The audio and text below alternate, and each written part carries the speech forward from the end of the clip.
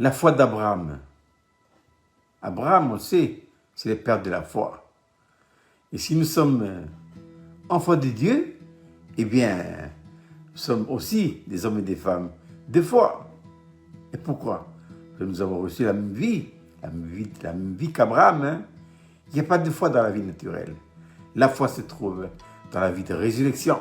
C'est la vie que nous avons reçue le jour de notre nouvelle naissance. Maintenant, faudra-t-il encore activer cette vie-là.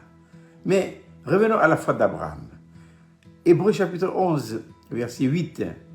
C'est par la foi qu'Abraham, lors de sa vocation, obéit, est parti pour un lieu qu'il devait recevoir en héritage et qu'il partit sans savoir où il allait. Lorsque j'ai analysé la foi d'Abraham ce matin, mais Dieu m'a orienté vers trois directions. Et ces trois directions-là, nous devons les expérimenter dans notre vie. D'abord, la foi d'Abraham. Il faut une vocation. Puisqu'il est dit, c'est par la foi qu'Abraham, lors de sa vocation. Deuxièmement, après la vocation, il faut l'obéissance. Et troisièmement, il faut partir sans savoir où on va, être un aventurier.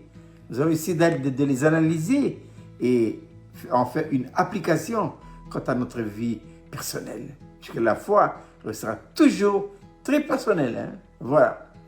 Donc, d'abord, c'est une vocation. Il n'y a pas de foi sans vocation. Qu'est-ce que la vocation? La vocation, c'est un appel. Appel pour quelque chose de précis. Hein?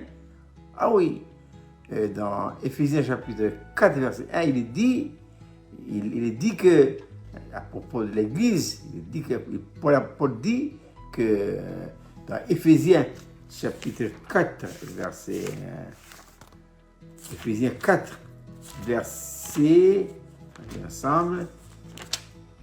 1, il dit, je vous exhorte donc, moi, le prisonnier dans le Seigneur, à marcher d'une manière digne de la vocation qui vous a été adressée. C'est Paul qui parle ici. Il avait une vocation. Mais la vocation ne s'adresse pas simplement uniquement qu'au ministère. Tout enfant de Dieu, qui que nous soyons, tôt ou tard, nous devons recevoir une vocation. Je répète, une vocation, c'est un appel. Un appel que personnellement j'ai reçu pour faire quelque chose de précis que Dieu me demande de le faire.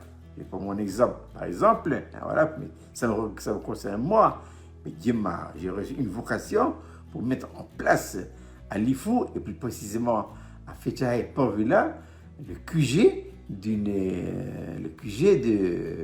l'église Philadelphie version numérique.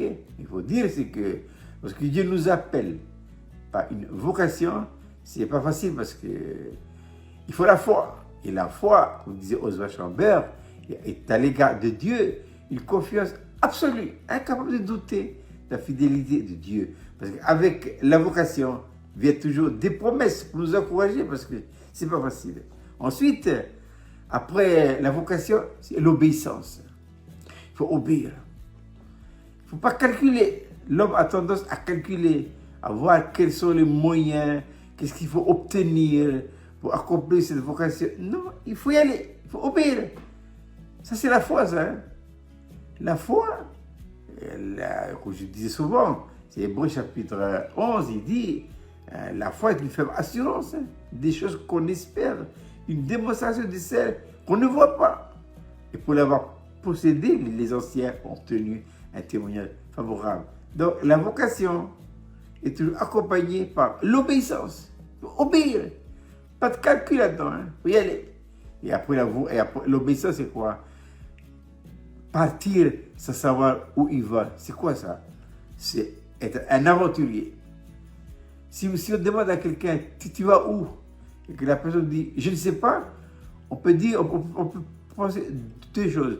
Soit que cette personne, elle est folle, ou elle est malade. Non. Être un aventurier dans la foi, on n'est pas fou, on n'est pas malade, mais on a une vocation. On a obéi. Les gens vous traiteront de fou, de dingue. Mais c'est pas grave. Ce qui compte, c'est que j'ai reçu un appel, vocation. J'ai obéi maintenant pour accomplir ce qu'il m'a dit de faire, c'est son affaire à lui.